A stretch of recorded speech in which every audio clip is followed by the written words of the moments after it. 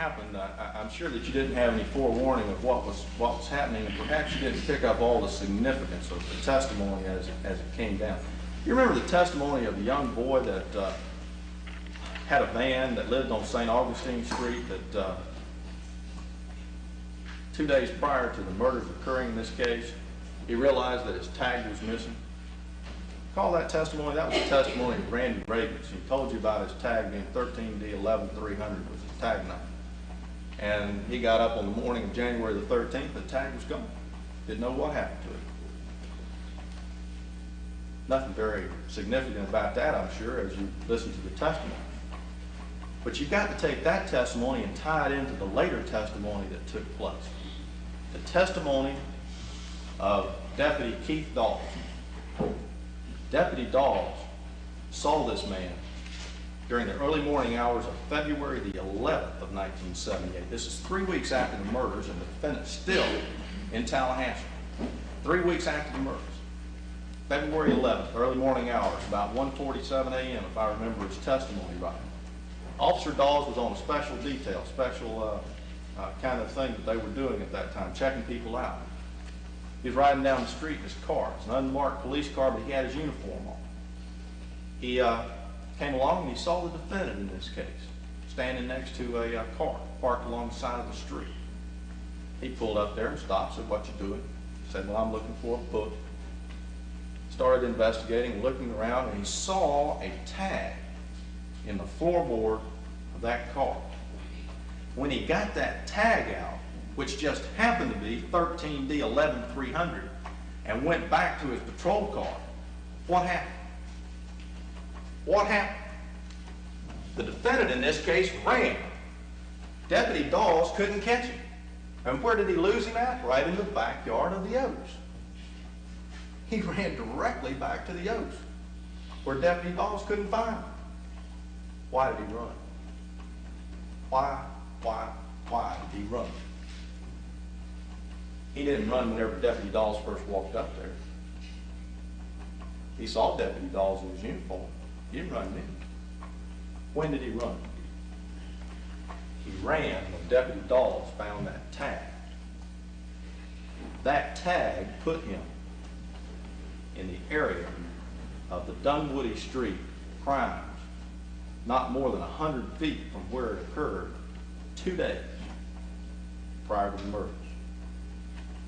Couple that with the testimony of Officer Roy Dickey, the Tallahassee Police Department officer that was on duty the same night as Officer Dawes. And he saw this defendant walking down St. Augustine Street and cut in behind the houses, right there in the same area where the Dunwoody Street assault took place. Ladies and gentlemen, that is a circumstance. Those are circumstances that are consistent with guilt and inconsistent with innocence. What other testimony took place that was of significance concerning that same little episode? You remember the testimony of Officer David Lee? Officer David Lee worked for the Pensacola Police Department. Officer Lee was on duty during the early morning hours of February the 15th. We're talking about 3 to 4 days now after Deputy Dawes had caught this man, or tried to catch him, there in Tallahassee. Officer Lee told you that he stopped this man driving a Volkswagen. Down whenever she said it. I thought it was going to be important later on. She said that either those hairs came from Theodore Bundy or from somebody else who had hair exactly like his. Ladies and gentlemen, how many people in this world could have hair exactly like Theodore Bundy? Huh?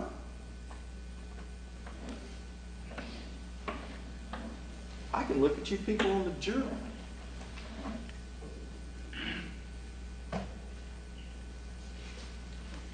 We didn't stop there, though, either, ladies and gentlemen. We brought to you a new form of evidence. It took extraordinary means to bring this case to you, to bring the proof to court. The bite mark evidence in this case was extremely important. It related back to Dr. Wood's autopsy of Lisa Lee. Dr. Wood recognized right there at the autopsy that this was a significant piece of evidence, that he, in fact, recognized that what we had involved in this case was a double bite mark, and that it could be important for the later investigation and prosecution of this case. And it was. We brought to you the testimony of Dr. Richard Sudron, the testimony of Dr. Homer Campbell, and the testimony of Dr. Lowell Levine about those bite marks that were found on the buttocks of Lisa Lee. Dr. Wood had already told you that in his opinion, the bite mark was made at or near the cause of death. That's a lot different, ladies and gentlemen, than a fingerprint. We don't know when fingerprints are left, but by George, we know when a bite mark is left. That pathologist, Dr. Wood, testified the bite mark was left at or about the time of death. Dr. Sudron testified, and he showed you, he demonstrated for you what the analysis was that he made in this case. He took models of this defendant's teeth and compared them to that bite mark. What was his conclusion? With a reasonable degree of dental certainty, Theodore Robert Bundy made that bite mark in the buttocks of Lisa Lee. That was his conclusion. But here again, sometimes the most significant things, perhaps, are the things that come about with very little fanfare. How did he describe it? When asked on cross-examination about the possibility of somebody else in this world having teeth that could have left those marks, what did he say? He said it was like finding a needle in a haystack. A needle in a haystack. How impossible is that? What about the testimony of Dr. Homer Campbell, who testified concerning the photo enhancement that was done of this bite mark photograph? You recall his testimony about how he placed the photograph into the machine and how it came back with what was a topographical map in order to show you the various peaks and valleys that were actually involved in this bite mark. Then we placed on the stand Dr. Lowell Levine, the chief consultant for the New York City Medical Examiner's Office in dental matters.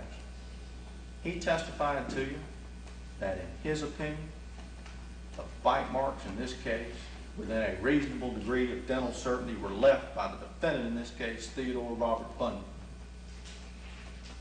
Here again, sometimes the most important things or the most significant things are the ones that have no fanfare attached to them.